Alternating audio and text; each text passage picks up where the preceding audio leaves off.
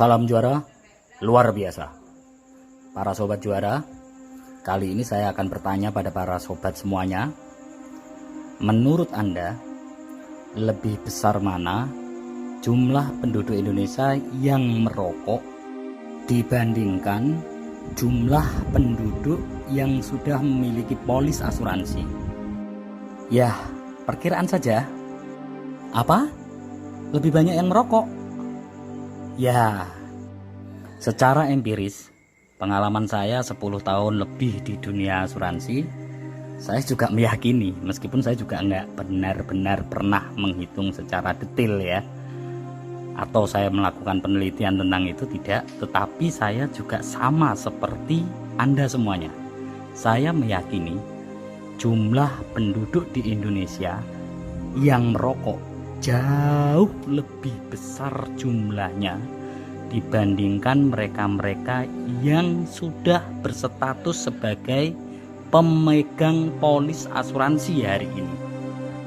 Dan ternyata setelah saya cek data dan fakta dari hasil browsing-browsing, faktanya coba kita perhatikan. Wow, yang pertama, jumlah perokok aktif di Indonesia ternyata juara ketiga di dunia setelah Cina dan India. Dan di saat bersamaan, jumlah kepesertaan asuransi jiwa di Indonesia sampai hari ini baru 1,2% dari jumlah penduduknya.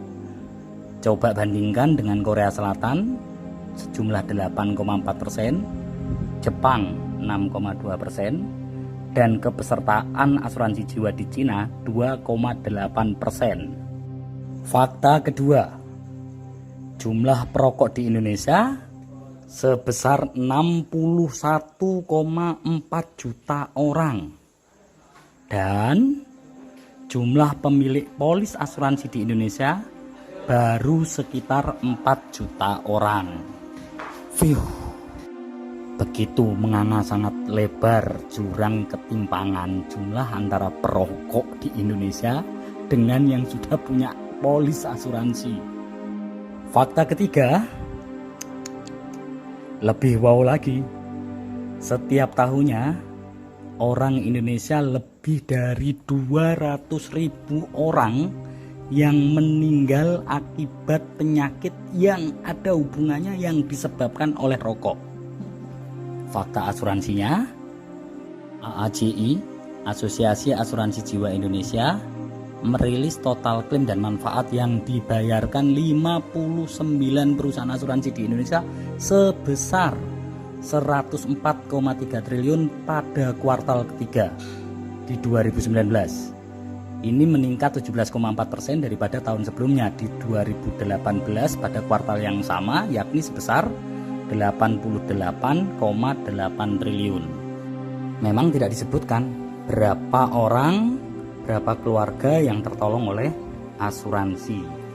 Tetapi dari angka itu menunjukkan bahwa masih sangat banyak perusahaan asuransi di Indonesia yang cukup sehat, bahkan sangat sehat dalam hal kemampuannya membayar klaim asuransi dari para nasabahnya. Itu tadi adalah data-data dan fakta mengenai perokok dan jumlah pemilik asuransi di Indonesia. Bagaimana menurut sobat juara semuanya? Cukup wow ya? Sekaligus bagi saya pribadi, menurut saya ini adalah satu kondisi yang sangat memprihatinkan. Karena saya meyakini hampir semua orang, bahkan mungkin 100% semua orang di dunia ini pasti setuju saat saya sampaikan, saat kita katakan bahwa rokok itu berbahaya. Bahkan di bungkus-bungkus rokok hari ini jelas-jelas itu tertulis ya, merokok membunuhmu.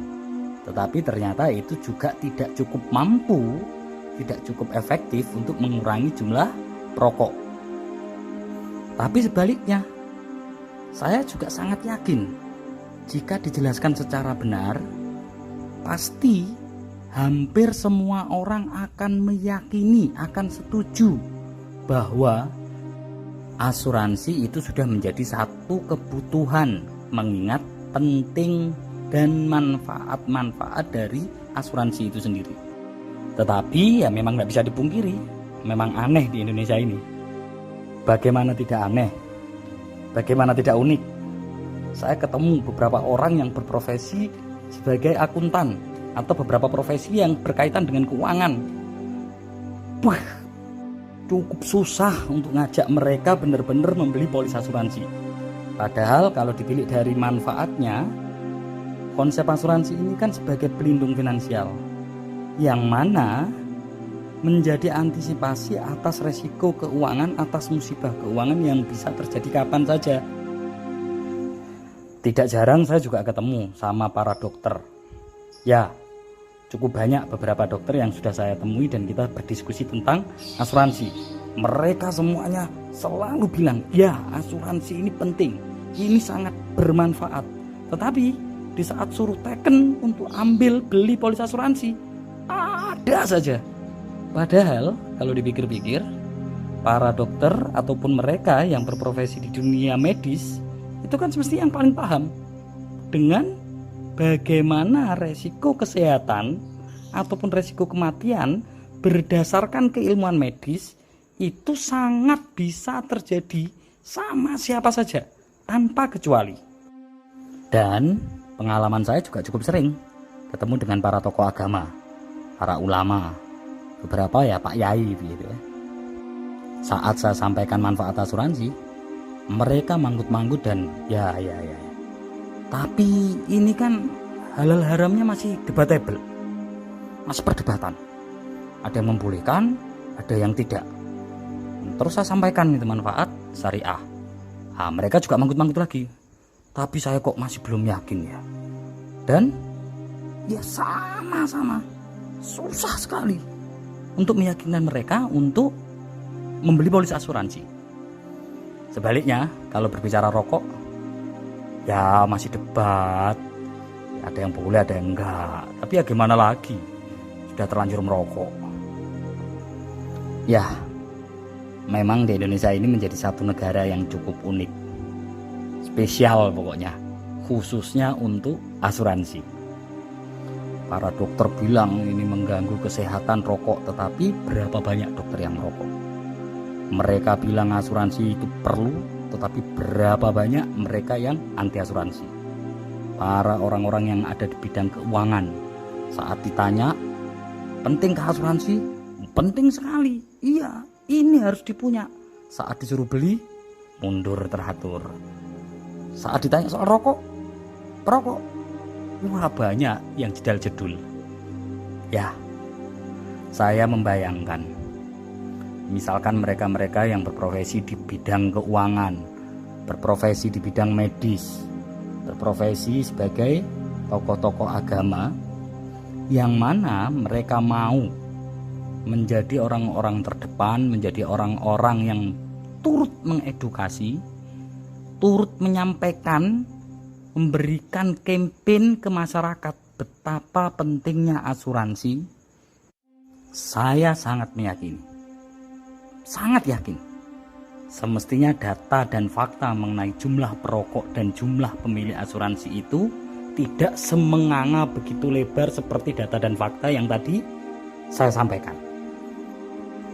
Jadi singkat kata, para sobat juara setuju enggak kalau saya katakan bahwa rokok itu bisa diumpamakan seperti orang yang jahat tetapi selalu dirindukan dan diharapkan hadir.